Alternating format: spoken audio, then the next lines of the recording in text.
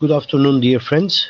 Today we will be continuing with the applications to comparative static analysis of what we have studied before, the function analysis, and we will be finishing our session with the Jacobi determinants.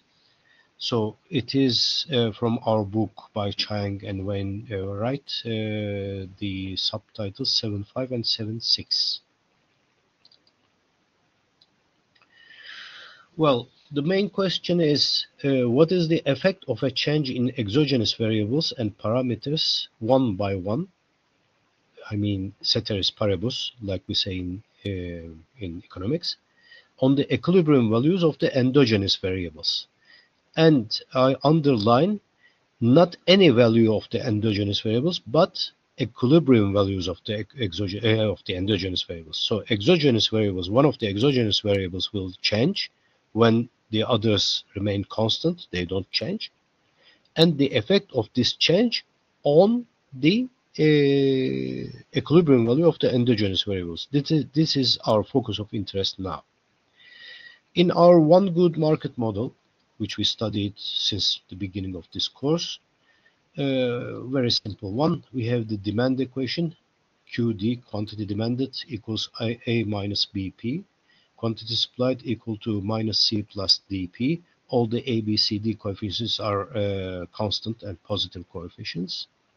And the equilibrium condition is, of course, the equation QD equals QS, that the quantity demanded should be equal to quantity supplied, and is equal to the equilibrium quantity Q, which is A minus BP is equal to minus C plus DP, as we have seen before. We just solved it quite many times. So we obtain the equilibrium price P star as A plus C over B plus D, and the Q star, the equilibrium quantity Q star, as AD minus BC over B plus D. Those are the reduced form equations. So the question is this: if there is a change in these exogenous coefficients A, B, C, D one by one, if A changes while B, C, and D remain constant, for instance, what is the effect of this change on the equilibrium price P star and equilibrium quantity Q star? How much change does this cause? The change in A causes on P as a change in the equilibrium price P star and the equilibrium quantity Q star. This is our problem, and we can, from this problem, from this issue, we can calculate quite a many comparative static derivatives, like del P star over del A, del P star del B, etc., up to del Q star over del D. So all these 8 comparative static derivatives can be calculated. And here we should note that del P star over del A is not the same as del P over del A. Del P over del A is a simple partial derivative, while del P star over del A is the comparative static derivative. The change is that, the difference is that the del P over del A is a simple partial derivative. When A changes, what is its effect on any P, on the price? But when I say del P star over del A, this is the effect of a change in A, in the coefficient A, over the equilibrium price P star, which is the result of the solution of the whole model. One is ex ante, before the solution. The other one is ex post, after the solution. So we should be careful about it. And those are comparative static derivatives. All right, then. What is del P star over del A? If I have the reduced form, P star equals A plus C over B plus D, very easy. If A changes while B, C, and D remain constant, in front of A, I have the coefficient 1 over B plus D. So this is the comparative static derivative, del P star over del A, 1 over B plus D. And it is all as well the same as del P star over del C. They are symmetric. So I obtain del P star over del C as 1 over B plus D again. And since B and D are positive, their sum is positive, one is positive, positive over positive would be positive. So both del P star over del A and del P star over del C will be positive comparative static derivatives. What about del P star over del B and del P star over del D? They would be equal as well because the model is symmetric, or the solution is symmetric. But here, note that B and D are on the denominator, not on the numerator, but on the denominator. So we should use either the derivative of the quotient formula or the formula of the derivative of 1 over x, which is 1 minus 1 over x squared. We can use this here, but if you don't like it, you can always use the formula of the derivative of a quotient. So you would obtain minus a plus c over b plus d square. You know that in the quotient, when we take the derivative, the denominator is squared. So if you use the derivative to 1 over x, then it is minus 1 over x squared. So minus 1 over x squared. X is here, b plus d. So b minus 1 over b plus d squared. But we should also multiply it with a plus c, which is a constant coefficient in this case. So both the del P star over del B and del P star over del D are equal to minus a plus c over b plus d square. Both a, b, c, d are positive coefficients. So b plus d square is positive, a plus c is positive, their quotient is positive, but there is a minus in front, so the whole derivative is negative. What does it mean? When b or d augments, P star, the equilibrium price, diminishes. When D diminishes, then P star augments. They change, they inversely proportional to each other. While del P star over del A and del P star over del C were positive, which means that when A augments, P star augments. When C augments, P star augments as well. They change in the same direction. Great. So this is simple, you see. And your homework is now, you should calculate all the remaining comparative static derivatives, all of them, all the 8 of them, of course. Del P star from del P star over del A to del Q star over del D. All these 8 derivatives you should calculate and discuss, of course, the sign. If possible, graph them and discuss the meaning of them, the interpretation of these derivatives in economic terms. And don't forget, you will take at each turn, you will just change one of these coefficients, A, B, C, D, one by one. So our ceteris paribus assumption would yield. Great. So let's see on the graphs what we have done. Here, these graphs are straight demand and supply curves, not the inverse demand and supply curves we are accustomed to in our economics books. This is like in mathematics. The price is on the x-axis, on the horizontal axis. The quantities is on the vertical axis, the y-axis. So those are straight kind of demand and supply curves, or lines in this case. All right. So when A, the coefficient A increases, for instance, when all the other coefficients B, C, and D remain constant, what is the effect of such a change on the demand and supply and on the equilibrium price and quantity? We can see it on this graph. So A is the coefficient of the demand equation, A minus BP, isn't it? The QD is equal to A minus BP. So when A augments, the first effect is shifting the demand curve upwards and rightwards. So the demand curve shifts upwards when A augments. A is the y-intercept of the demand curve. So when A augments, when A becomes A prime, for instance, D becomes D prime. All the demand schedule, all the demand curve, or the line here in this case, would shift upwards. So we have the initial equilibrium, P star, Q star. Q star is not shown on this graph, but we can just draw it, no problem. So P star, Q star would be the initial equilibrium, this point.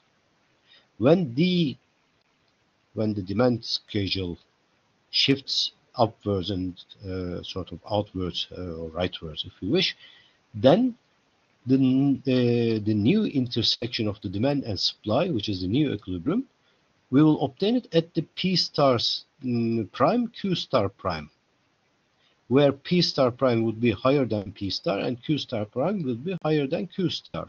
So in the new equilibrium, both the equilibrium price and quantity will be higher than the previous ones, the ones in the initial equilibrium. So we can see it. We can analyze all this stuff graphically as well. But we know better than this. Now we can analyze analytically, mathematically as well. So the graphs show us a picture of what we are doing, but they are not the whole analysis. All right. So what happens if B shifts? Well, B augments. B is the slope of the demand curve. Just remember, QD equals A minus BP and minus BP. If the coefficient B, which is positive, augments, minus B diminishes. It becomes more negative. And since this is the slope of the demand curve, the demand curve this time doesn't shift, it rotates. This movement is called a rotation. It rotates like a door, you see, as if we have some fixed point here, and it rotates inwards. It rotates downwards. The whole demand schedule, it doesn't shift, but it rotates downwards. So what happens then? At the initial equilibrium, we have P star, Q star, where the demand and supply curves intersect. The demand curve rotates downwards, and the new equilibrium, we obtain it at P star prime, Q star prime, and we see that P star prime is less than P star. And Q star prime would be, here it is not drawn, but we can draw it easily. So Q star prime would be less than Q star. Both the equilibrium price and the equilibrium quantity will diminish with an increase in B, while the other coefficients A, C, D remain constant, of course, ceteris paribus. All right. What happens if C increases when AD and AB and D remain constant? C is the constant term of the supply equation. QS equals minus C plus DP. So when C augments, minus C diminishes. It becomes more negative. So what is minus C? It is the y-intercept of the supply curve. So if C augments, minus C diminishes, and the whole supply curve shifts rightwards or downwards as you wish. In fact, it shifts rightwards, but it shifts also downwards. You can say both of them. So you see the shift. The dotted line is the new supply curve after the shift. All right. S and S prime. S prime is the new position of the supply curve, or supply line in this case. It's a linear equation here. So before, at the initial equilibrium, P star, Q star were the coordinates of the equilibrium point. Now we have an equilibrium point, which is the intersection of S prime with D, and we obtain P star prime higher than the initial P star. So the equilibrium price augments. But note that the Q star diminishes. Initial Q star is higher than the final Q star prime. So the final Q star prime is lower than the Q star, the initial quantity of equilibrium. So the equilibrium price augments, but the equilibrium quantity diminishes as a result of this motion, this change. So this is what we are analyzing. And finally, if D increases while A, B, and C remain constant, what is D? It is the slope of the supply curve. So minus QS is equal to minus C plus DP. Then D is positive. So when D augments, the supply curves becomes steeper. It rotates leftwards and upwards. But it is a rotation, it's not a shift. So the initial equilibrium was at P star Q star, where D and S demand supply curves intersected. Now the supply schedule rotated leftwards and upwards. It became S prime. The new intersection is at P star prime Q star prime. P star prime is less than P star. The equilibrium price diminishes as a result of this change. But Q star prime would be higher than Q star, and the equilibrium quantity would augment. So this is the graphical analysis, and the mathematical analysis are done with these comparative statistics derivatives we have learned. Great. So let's see a national income model, a macro model for a change. The one we have seen was a small microeconomics model. Now this is a macroeconomics model, national income model, the very simple one. All right, so what are the equations? We know this model, don't we? The first equation is the national income identity, which is y equals c plus I0 plus G0. Both the investment and government expenditure are supposed to be exogenous. The national income and consumption, aggregate consumption, are endogenous, and the aggregate tax receipts are endogenous as well. There are three endogenous variables in this model: Y, C, and T. The national income, the aggregate consumption, and the aggregate tax revenues. So the national income identity is familiar to us, just that the investment, the aggregate investment, the aggregate government saving, the government expenditures are taken exogenous here. That's why I0 and G0. And both are positive, of course. Everything is positive here. The negative coefficients are shown by a negative, so explicitly negative in front. Anyway, so the second equation is the consumption, is the behavioral equation. It's the aggregate consumption equation, which is equal to alpha plus beta times y minus t. Alpha is positive, beta is positive between 0 and 1. And we know why it is so, because beta is the share of the or the ratio of the income, of the disposable income we dedicate as a society to consumption. So it can't be greater than 1, it can be 0 either. We should consume something. So it should be greater than 0 and less than 1. This is a ratio, this is a coefficient. All right. And what is disposable income? In this case, very simple, y minus t.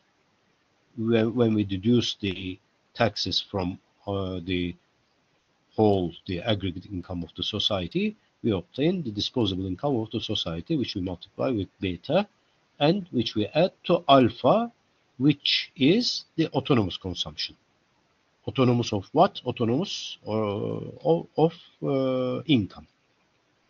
Those are all the consumption items which don't depend on income. So we have autonomous consumption and a share of consumption depending on disposable income. This is the model. And the third equation is the tax equation, the aggregate taxes, the tax revenues. It's equal to gamma plus delta y. Gamma is the autonomous tax revenue, autonomous from income. It's all the non-income taxes, like the wealth taxes. And delta y is the income taxes, all the taxes depending on income. And it's not only income tax as a in a sort of limited sense. All the taxes dependent on income are summarized in delta y. like value-added tax as well. All right, so we have gamma, which is positive, and delta, like beta, it is a positive coefficient between 0 and 1. It's the ratio. It's the ratio. It's the share of our income which we pay to the state as tax. So we have also solved this model before. We won't solve again. We know these reduced forms, the solutions of these y, c, and t, which means y star, c star, and t star. We know the equilibrium values of the aggregate income, aggregate consumption, aggregate tax revenues. As you would recall, or just go back and see, y star is equal to alpha minus beta times gamma plus I0 plus G0 over 1 minus beta plus beta delta. This is the reduced form solution of the national income, the equilibrium national income. We have solved this model before, we know it. So if we want to calculate from this reduced form solution government expenditure multiplier, meaning that as a government, for instance, we want to make some projects and spend some, make some expenditure. What is the effect of this expenditure we make at the end of the year to the national income, to the aggregate income of the society? We want to calculate it. We want to know it. We will spend 1 Turkish lira, for instance, or $1. How much national income will this create at the end of the year? This is the question. So how shall we calculate it? With a comparative static derivative, which is del y star over del G0, which is the comparative static derivative of the equilibrium national income with respect to the exogenous government expenditure. And very simple, very easy from this reduced form solution. What do we have in front of G0? 1. And what is the denominator? It is, just note that at the denominator there is no G0, so it is constant. So the whole derivative, just taking into account that the alpha, beta, the gamma, I0 are all taken constant. So in front of G0 we have 1, and the denominator we have 1 minus beta plus beta delta. So we obtain this derivative as 1 over 1 minus beta plus beta delta. Beta is less than 1, so 1 minus beta is positive. Beta and delta are positive, their product is positive, and the sum of all these denominators is positive. 1 is positive, so the whole thing is positive over positive, positive. What does it mean? Every penny, every dollar, every Turkish lira we make as a government expenditure augments the resulting, end of the year national income, the equilibrium national income. So that's why governments like very much making government expenditures, because the whole cake augments, the whole national income augments. All the society gets better off. Then the distribution is another thing, of course. So great. And here again, we should, and you can also with some some assumptions about the beta and beta delta, you can see that this coefficient, this del y star or del G0, this comparative static derivatives, is not only greater than 0 but also greater than 1. So 1 Turkish lira you use as a or as you spend as a government expenditure would augment the resulting national income more than 1 Turkish lira. Then you would obtain something like 1,2 Turkish liras or something. So it is even better. You spend 1 Turkish lira as government expenditure, and you would obtain 1.2 Turkish lira worth of cake of national income at the end of the year. That's, you see why the governments like so much the government expenditures. All right. So, and here we note again, del y star over del G0 is not as equal as del y over del G0. Del y over del G0 is always 1. But del y star over del G0 It depends on all these coefficients. These are not the same thing. Just be careful. Well, if we want to calculate the non-income tax multiplier, for instance, what is it? Non-income tax multiplier. Non-income tax, all the taxes not depending on income, they are summarized in the coefficient gamma, in this constant gamma. Gamma are all the taxes which do not depend on income but on wealth or other things. All right. So what shall I do? I will take the comparative static derivative of y star, the equilibrium nation income, with respect to gamma this time. Can I? Yes, of course. And here again, it's not so difficult because in the denominator we don't have gamma, so we don't have to deal with the derivative of the quotient formula.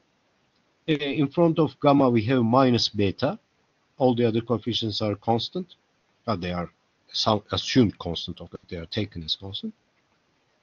Ceteris paribus, we are making a partial comparative static derivative. So in front of gamma we have minus beta. At the denominator, which is held constant, y minus beta plus beta delta. So the derivative of y star with respect to gamma is minus beta over 1 minus beta plus beta delta. Well, we know that we have also already said that beta is less than 1, so y minus beta is positive. Beta and delta are positive. Their product is positive. The whole denominator is positive. Beta is positive, and positive over positive is positive. The whole thing is positive, but in front there is a minus, there is a negative sign. So this derivative is negative. What does it mean? It means that if we augment the non-income taxes, we diminish the resulting end of the year equilibrium value of the national income, which we tend to say a cake. So we diminish the cake.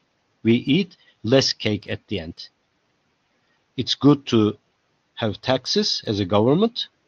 You you finance your expenditure with taxes. The government doesn't have any other mean to really to spend money. The government doesn't have money. It spends our money actually. So which is our taxes.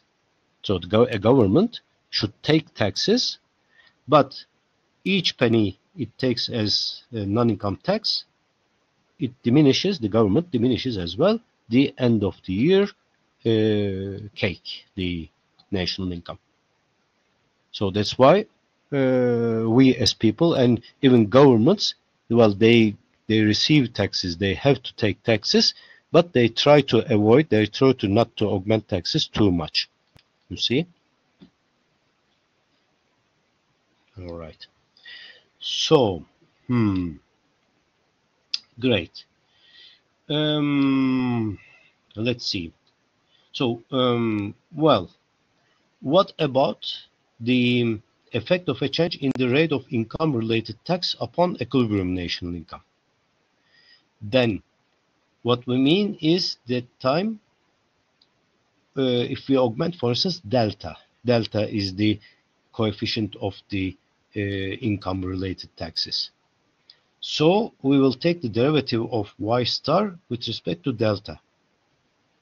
This is a little bit more delicate because we have also delta at the denominator. Beta is the most difficult one. And you can also, in the exercises, there are all these things, and you have the solutions of the exercises. You can also, well, you can try once yourself, and then look at the solutions in the solution book.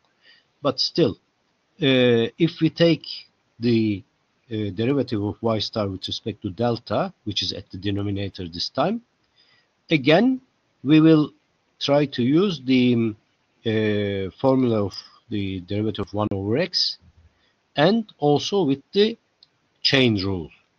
Don't forget the chain rule. If we have composition of functions, we have to use the chain rule. The chain rule is essential. We should not forget it. So, if we take the derivative of y star with respect to delta, then At the numerator, there is no delta. Delta is at the denominator, like 1 over x. So the derivative of 1 over x is 1 minus 1 over x squared. So I will obtain minus the whole thing on the numerator, which is constant, which is held constant, divided by the square of the denominator, 1 minus beta plus beta delta square, you see. But again, I have to multiply this with the derivative of the denominator with respect to delta, which is beta.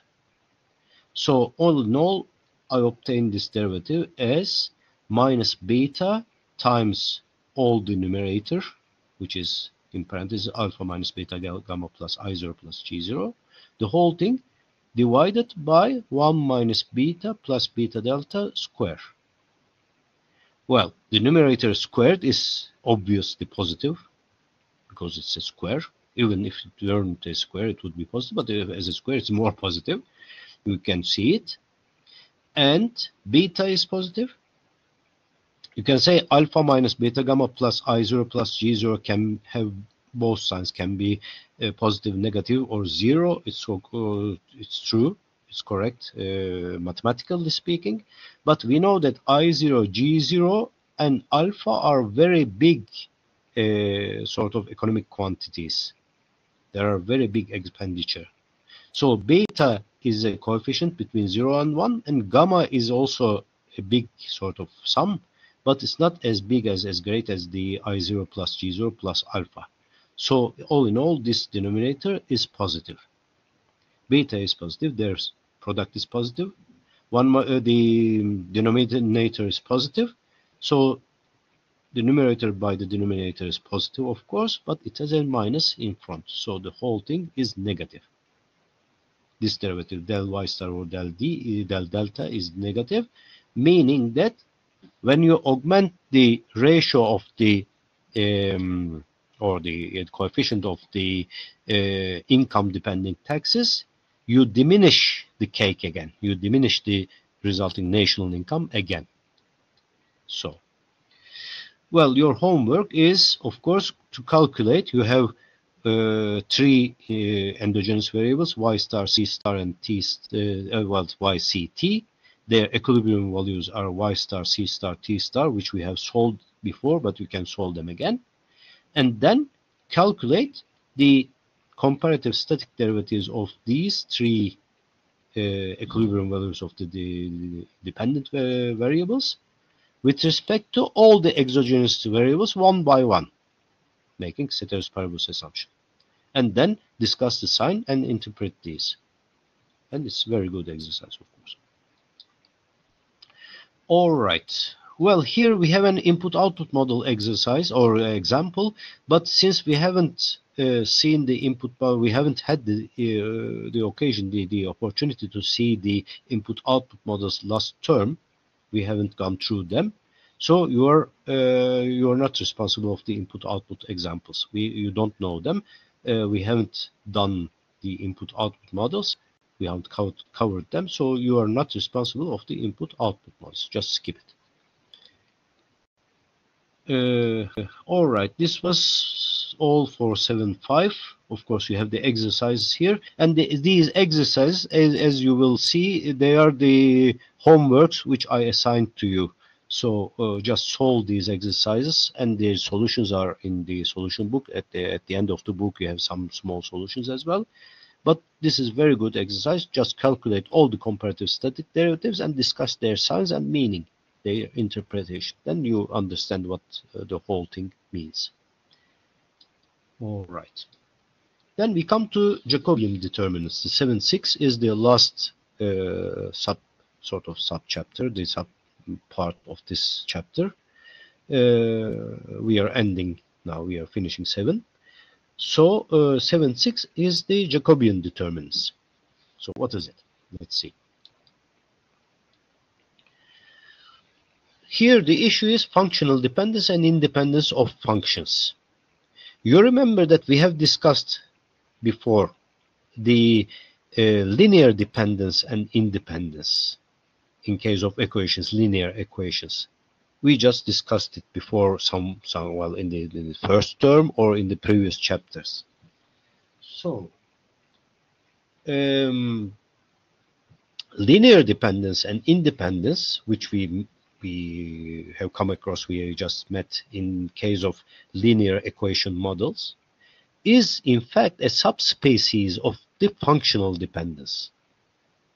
The more general form of dependence independence is the functional dependence independence. Linear dependence independence was a kind of an example, a subspecies, a sub kind of dependence independence. The more general one is functional dependence and functional independence. And how shall we know if two functions are dependent or independent? What do I mean by dependence? Can you obtain one function from the other, taking the function of this function? For instance, taking the square of a function, can you obtain the other one? Is the second function the square of the first one, or a logarithm of the first one, or the exponential of the first one, or whatever? If you have 10 functions in hand, is one of them a function of the others? Can you obtain one function as a function of the other 9 functions? This is the issue. This is the problem here. But as you can imagine, it's quite difficult to see if you have one function. Well, if you have 2 functions in hand, you can see perhaps relatively easily whether one of the functions is a function of the other one. But if you have 10 functions in hand, I wonder whether you can see the dependence between them. You should be a genius kind of to see just at a glance whether they are dependent or not. Thanks God, we don't need such a genius thing. What we need is the Jacobian determinant. We will use the Jacobian determinant in order to test the functional dependence or the independence of these functions in hand. And it's very easy. What is the Jacobian matrix? Perhaps we might have seen it somewhere, but let's recall it. Jacobian matrix is the matrix of the first derivatives of a function. We have, or of 2 or more functions, of course, of a model. We have a model consisting of functions and of their dependent variables. There can be independent variables as well. We are not interested in them. We have, say, 2 functions and 2 dependent variables, which can be solved by solving these functions, or these equations consisting of functions, let's call it. So if I take the derivatives of each function with respect to these 2, let's call it, well, just take a model 2 by 2, 2 functions, 2 equations consisting of 2 functions, and 2 dependent variables, for making it simple, then it can be generalized to any number of functions. Then what shall we do? We'll just take the derivative of each function with respect to each dependent variable. Del y1 over del x1, del y1 over del x2. This is the first line, first line of the matrix. And in the second line, or row of the matrix, we will take the second function and take its derivative with respect to x1 and x2. So del y2 over del x1 and del y2 over del x2. This is the Jacobian matrix, the matrix of the first derivatives of functions. The rows, each row represents a function, and each column represents a dependent variable. So everything is in order, of course. You see that it is so. So if we take the Jacobian determinant, which is the determinant of this matrix, we can also show this, well, these derivatives more simple as f1, f2, and g1 and g2. F is the first function, g is the second function. F1 is the derivative of the first function with respect to the first variable. F2 is the derivative of the second function with respect to the second variable. G1 is the derivative of the second function with respect to the first variable. And G2 is the derivative of the second function with respect to the second variable, like del y1 del x1, del y1 del x2, del y2 del x1, and del y2 del x2. This is the same thing. They can even be represented more simpler with this notation, which is not much used, but you can also write down like this. All right, when you take the determinant of this Jacobian matrix, if the resulting determinant is 0, it means that the functions are functionally dependent. The f and g functions are functionally dependent. If this Jacobian determinant is different from 0, be it negative or positive, it suffices that it be different from 0, then the functions f and g are functionally independent. So simple as that. If the Jacobian determinant is 0, they are functionally dependent. If Jacobian determinant is different from 0, they are functionally independent. So you see, we don't need to be genius to test the dependence of the functions. All right, let's see an example. Well, two, perhaps. Y1, the first function, is a function of two variables, x1 and x2, 2x1 plus 3x2. Y2, which is g x1, x2, is 4x1 square plus 12x1, x2 plus 9x2 square. Well, just at a glance, you can see that the second function is the square of the first one. This is easy to see in this case. But let's test it with the Jacobian determinant. Let's take the first derivatives of both functions. Del y1 over del x1 is 2, del y1 over del x2 is 3, del y2 over del x1 is 8x1 plus 12x2, del y2 over del x2 is, well, here 0 plus 12x1 plus 18x2. So we obtain these derivatives. We just put them in under the matrix form. Here in the presentation, all this is correct. When I transfer the presentation to this program, it shifts a little bit these lines. So this is correct in the presentation. Here they shifted. It's understandable, but they shifted a little bit. Anyway, so the Jacobian determinant is in the first line. In the first row, we have 2 and 3. In the second row, we have 8x1 plus 12x2 and 12x1 plus 18x2. When we take the determinant just using the Sarus formula, we obtain 2 times 12x1 plus 18x2 minus 3 times 8x1 plus 12x2. Developing the whole thing, we obtain 24x1 plus 36x2 minus 24x1 minus 36x2. So they cancel each other and you remain with 0. So all in all, the Jacobian determinant is 0. What does it mean? F and G are functionally dependent. You see, very easy. If there are more than 2 functions, it becomes a little bit more tricky. Of course, you don't see their dependence at a glance. But we have, well, n functions, for instance, from y1 to yn, f1 to fn, all these n functions. And you have n dependent variables. This system should be solvable. In order to be solved, this system must have the Jacobian determinant different from 0. They should be independent. All right. So all in all, we have n functions and n dependent variables. So we can obtain n square partial derivatives out of it. So here we have the Jacobian matrix from del y1 over del x1 to del y1 over del xn, etc. And it ends with the last row, del yn over del x1 to del yn over del xn. The whole thing is here. At the rows, you have the functions.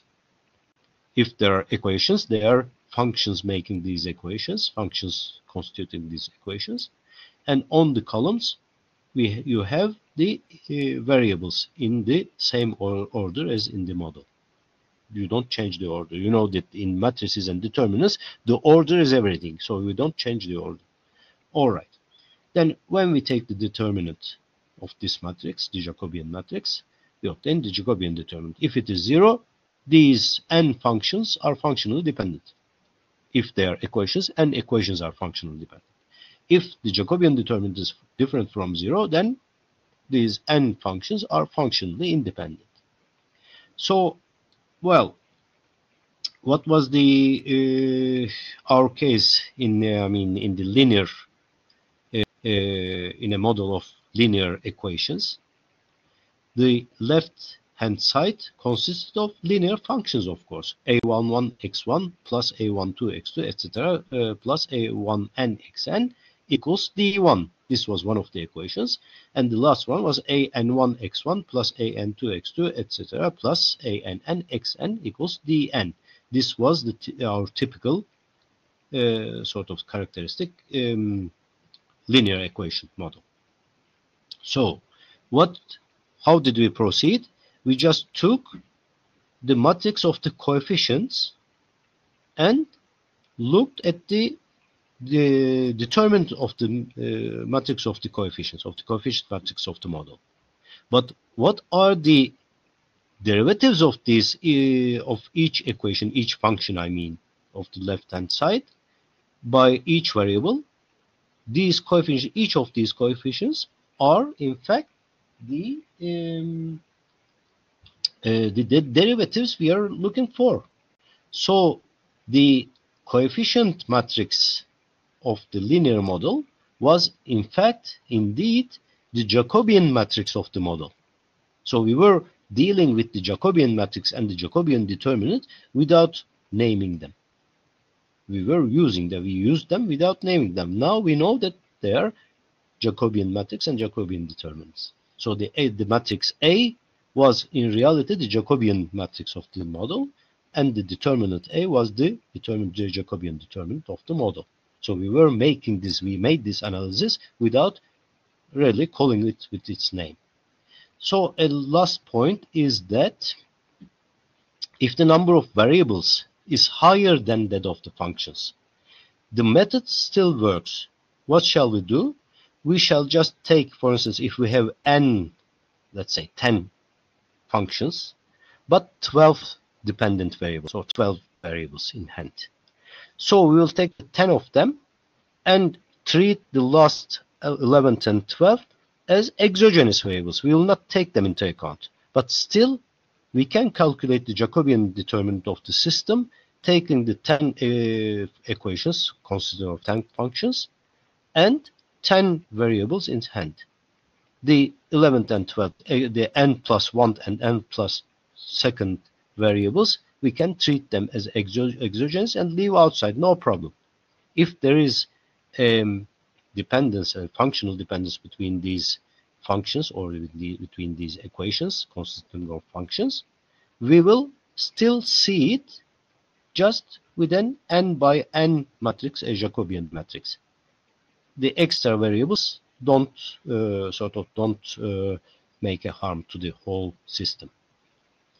So, and here you have also some exercises for the 7.6. Here you have the third publishing of the book, and it's here from the fourth publisher. You can, well, there are some small differences, but all in all they are the same. So just perform them, look at their solutions in the solution book, and anything you don't understand or you are not very sure about, you can always ask me through my phone, my email, whatever you wish. So thank you for today. I'm stopping the recording now. So now it is your turn to work and understand and see whether you can perform these exercises. Thank you very much for today.